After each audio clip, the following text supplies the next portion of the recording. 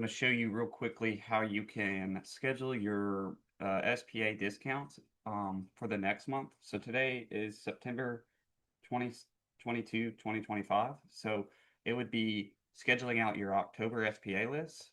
So once you're in Liquorbee, you're going to go to tooling. You're going to select schedule price changes. And this is my account, so you'll see my data. But I have 589 items that are in my catalog that are on SPA next month. And how this works, and this is already loaded. How this works though is the future price is going to just be your current price minus whatever the discount amount is. So it's 25 cents per unit. So it's already there. And if you just want to change your prices to make it, look pretty on the tags, that's all up to you. But it'll just default by subtracting whatever that discount amount is. And if you don't want a specific item like Gentleman Jack, if you don't want to sell it, you just uncheck it. Default, everything's checked.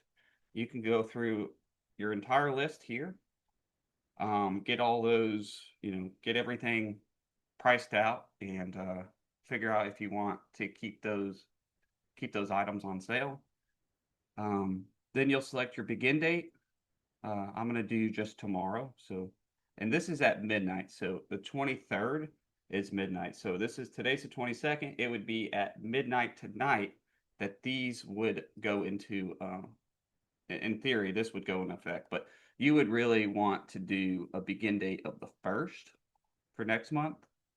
And the end date, if you want to run it the whole month, including the 31st, then you would do the 1st. So that would include, because that's the midnight, so that would include the 31st as well. So this is the full month right here. And once you have all that ready, you're ready to save and submit. And these don't go into effect until you see the 1st. So, right now you're staged. We got 588 items in here. It doesn't start until the 1st. But if you need to come in here and like, oh, actually, I want to edit and update something, you can come in here. You can mark something as delete and click save. It'll remove it. You can adjust the current price or the future price. The future price is your sales price. Or if you're like, hey, I actually don't want to run it the full month, I don't want the 31st to be on it, you could update the end date there and hit save. You can export this list to CSV, and you could export the sale to, export your sale prices to PDF, so that this is the version that you can print, and then that's the stuff that you can display out on your shelves. So you come up there and click export.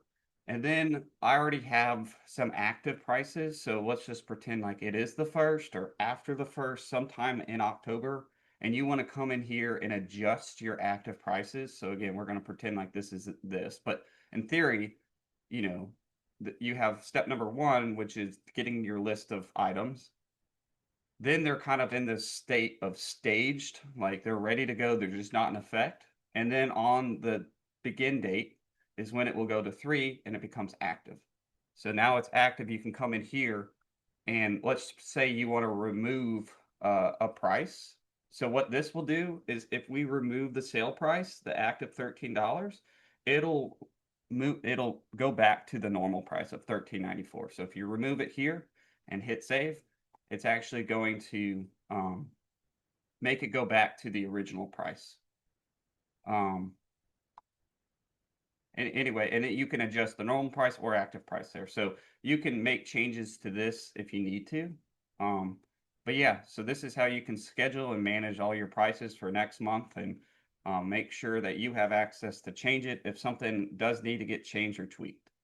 And if you guys have any questions, please reach out to us. But I think this should mostly streamline this process. All right, thanks.